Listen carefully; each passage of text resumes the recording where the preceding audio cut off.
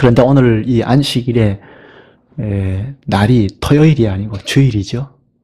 왜 주일이라고 했죠? 유대인들은 구약 성경을 믿으니까 신약 성경은 없습니다. 그러니까 구약 성경은 율법 아래에 있는 거죠. 율법 아래에 있으니까 유대인들은 토요일 날 안식일을 지킵니다. 율법 아래에 있다고 생각하는 사람들은 유대인들뿐 아니라 뭐 다른 계파에서도 토요일 날 안식일 지키는 경우도 있죠. 그렇죠? 근데 우리는 주일 날 지킵니다. 왜 이게 다를까요? 율법 아래에 있느냐, 그리스도 아래에 있느냐의 차이입니다. 그리스도 아래에 있는 자들은 그리스도께서 재창조의 일을 하셨지 않습니까? 부활하심으로 재창조의 시작을 하셨죠. 구원의 사역을 하신 것이 재창조의 사역이죠. 죄로 말미암아 다 타락해버린 이 인류의 세계에서 예수 그리스도께서 이 땅에 오셔서 십자가에 죽으시고 부활하심으로 재창조의 일을 시작하신 날이 주일이죠. 안식 후 첫날이죠. 율법 아래에 있는 자들은 첫 창조의 절정의 날인 토요일 날을 지킵니다. 그러나 우리는 첫 창조는 이미 아담의 범죄로 말미암아 오고 오는 모든 만인류가 다 하나님을 배신하고 돌아선 이런 그러므로 이 온 세계가 다 하나님 나라다 할 만하지 않죠. 첫 창조 그대로 있는 것이 아니고 훼손됐죠. 그래서 우리는 예수 그리스도 아래에 있는 자들은 다 그리스도께서 재창조의 사역을 시작한 날을 안식일로 지키는 것입니다. 그래서 우리가 주일날을 지킵니다. 요한계시록 1장 10절에 이 날을 주의 날이라고 부릅니다. 주일날 안식일을 지키는 것은 역사적인 배경도 있는데요. 콘스탄틴 누스가 콘스탄틴 대제가 로마를 그동안은 황제들이 박해를 했는데, 기독교인들을 박해를 했는데 325년에 지상교회로 허용을 하고, 그리고 로마 제국 국교로 선언을 하면서 이제 자유롭게 예배를 드릴 수 있는 시대가 되었죠. 이때 토요일과 일요일을 그 공휴일로 정했습니다. 근데 이틀을 쉬게 되니까 그동안은 한 달에 한두 차례 하루 이틀 쉬었는데 일주일에 두 차례를 쉬니까 이 로마 경제가 휘청휘청합니다.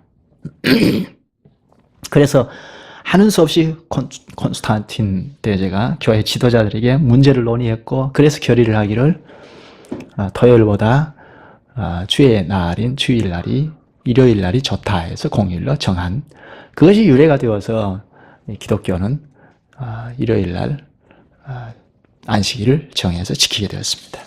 이런 유래도 있습니다. 오늘 창조 이야기는 광야로 나온 이스라엘 백성들에게 처음으로 하나님을 만나는 것입니다. 첫 독자는 광야로 나온 출애굽한 이스라엘 백성들이 첫 독자이죠. 모세가 이스라엘 백성들을 향하여 하나님과 그분의 일을 매우 인상적으로 소개한 것입니다. 첫째, 하나님께서 세상을 창조하실 때 확실한 질서와 균형에 따라서 아름답게 만드셨다는 것입니다. 창조 이야기를 쭉 읽어 가보면 한편의 짜임새 있는 교향곡과 같습니다. 하나님의 창조 사역에는 리듬이 있고 하모니가 있고 균형이 있습니다. 하늘과 땅을 지으신 그분이 질서와 균형의 하나님이시기 때문입니다. 우리가 하나님을 닮아간다. 하나님을 닮아간다는 것은 곧 거룩한 질서와 균형을 추구하고 유지한다는 뜻입니다. 우리의 삶에 질서와 균형이 굉장히 중요하죠. 균형이 얼마나 중요합니까? 균형을 잃어버리면 안 되죠.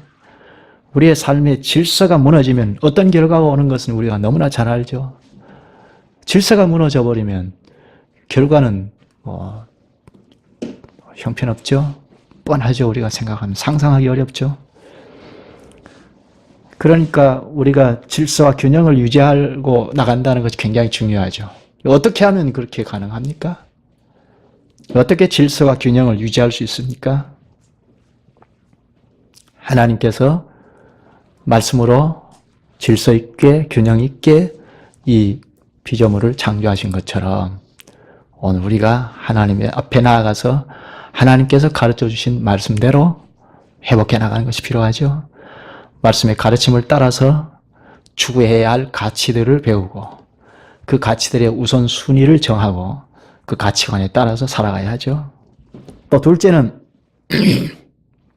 하나님은 매우 다양한 방법으로 세상을 창조하셨습니다. 무에서 유를 창조하시고 또 때로는 이미 창조된 것에서 새로운 것을 내셨습니다. 때로는 만드시고 때로는 나누시고 때로는 펼치시고 때로는 모으시고 이렇게 다양한 방법으로 만드셨습니다.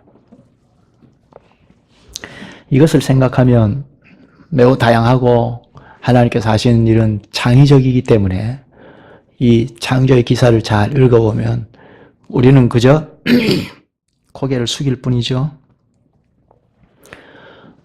우리가 살고 있는 이 지구의 나 하나를 생각하면 온 우주의 지구를 생각해도 점 하나에 불과하죠.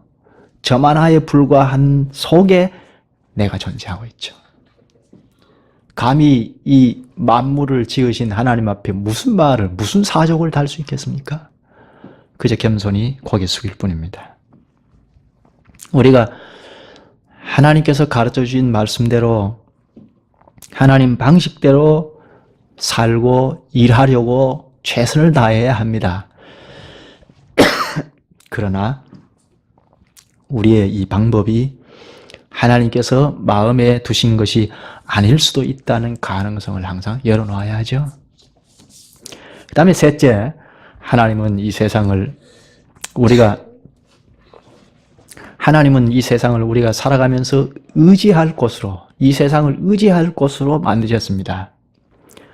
세상은 하나님께서 정해 주신 이치에 따라 그리고 계속 섭리하심에 따라 모든 것이 움직이는 곳입니다. 그러므로 밤에 해가 져도 두려워할 이유가 없죠. 하나님이 정해준 이치가 있고 섭리하심이 있기 때문입니다.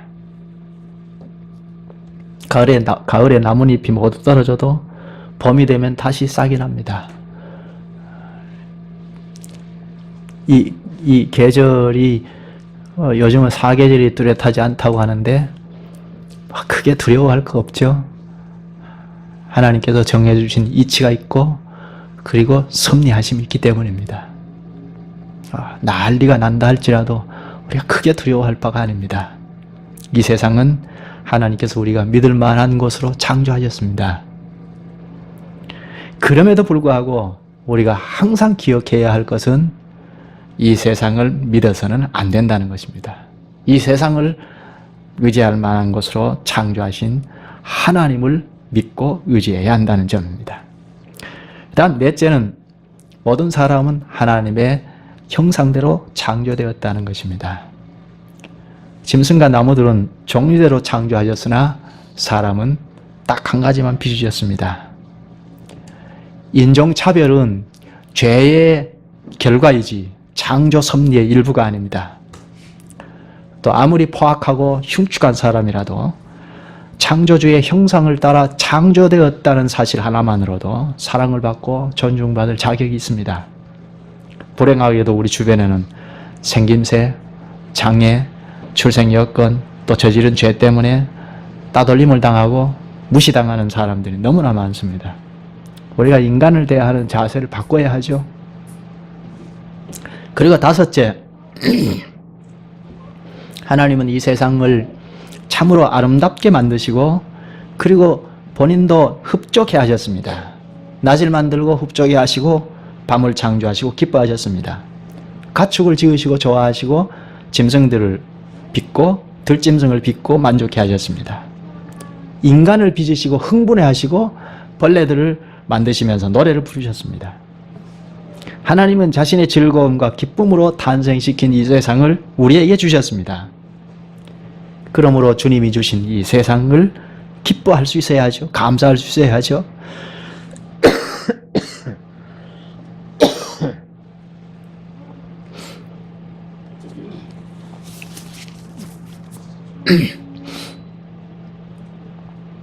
하나님의 영광과 아름다움을 반영하고 있는 이 세상을 거룩하고 경건하게 즐기고 누릴 수 있어야죠.